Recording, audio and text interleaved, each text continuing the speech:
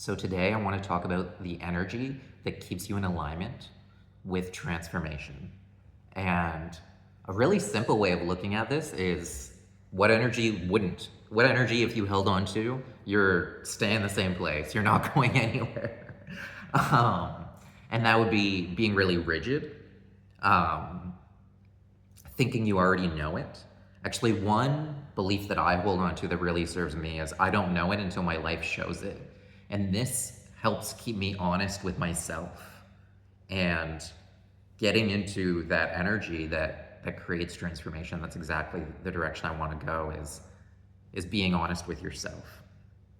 So if we hold on to curiosity and compassion, that really helps us stay in a place of awareness and a place of being willing to see the parts of us that aren't in alignment, being willing to see the parts of us that aren't a fit for the direction that we're moving into.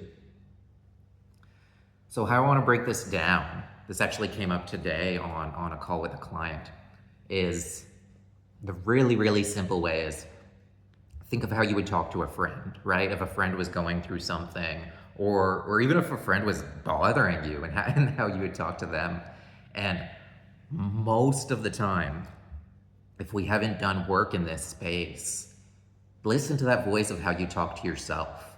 Think of it this way, right? There's a part of you that's where you're at now, and there's this part of you that you're moving towards. And there's a bit of a relationship there. So there is this opportunity for the part of you that's moving in the direction that you want to go, coming from the energy of who you want to be, is having a relationship from the part of you that is here now and is like, wants to be rigid because if I hang on to all these things around me, then I can feel safe. So cultivating that relationship.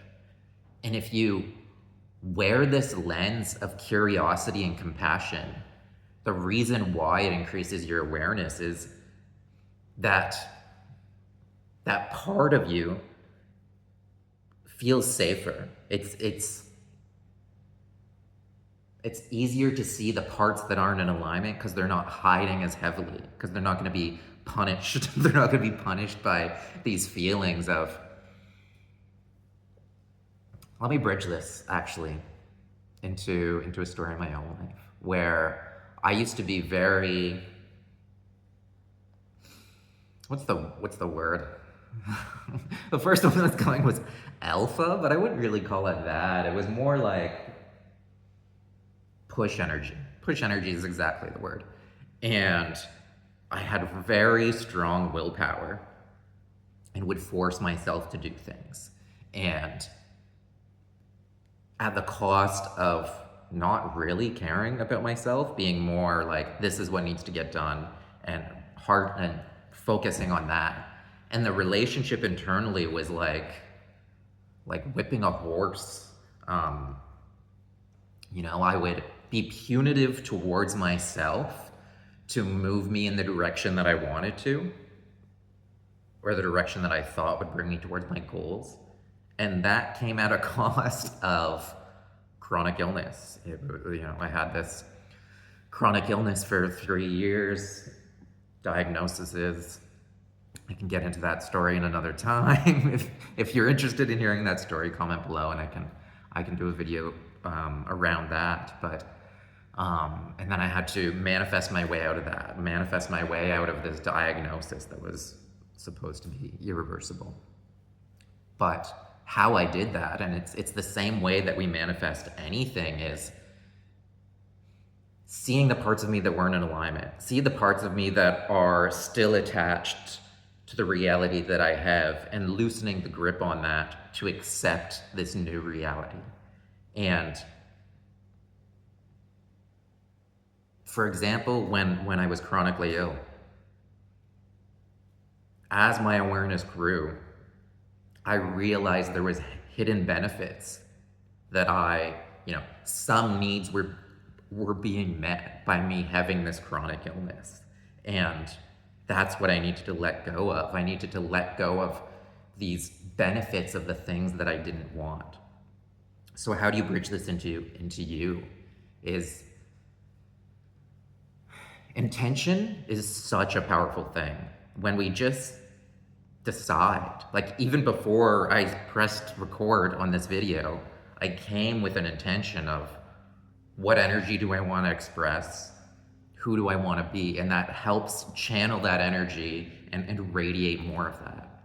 So if you bring that intention of, I'm moving in this direction and I'm going to lead with compassion and curiosity, then when you bump into these parts, because there are absolutely parts of yourself, there are absolutely parts of myself that are messy, that can be, unskilled, that can come out frustrated or sad or angry or undesirable. Like all these parts are there in some way, and we can clear them or relate them in a different way or shift them when we accept them. But if we deny that those parts are there, then there's no chance in shifting it. Going back to, that rigidity, that know-it-all. The person who thinks that they know it all is denying that they don't. They're denying the reality that there's more to learn. So if we deny these parts of ourself, it cuts us off from being able to transform. And also holding that expectation that, like, that is what being human is seeing these parts of ourselves. That's okay. It's not that there's something wrong with us. That's the expectation.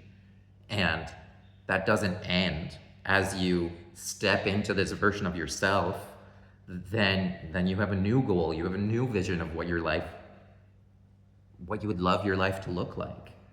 And parts of you that brought you from A to B might not be, I'll word that better, absolutely will not be the same that get you from B to C.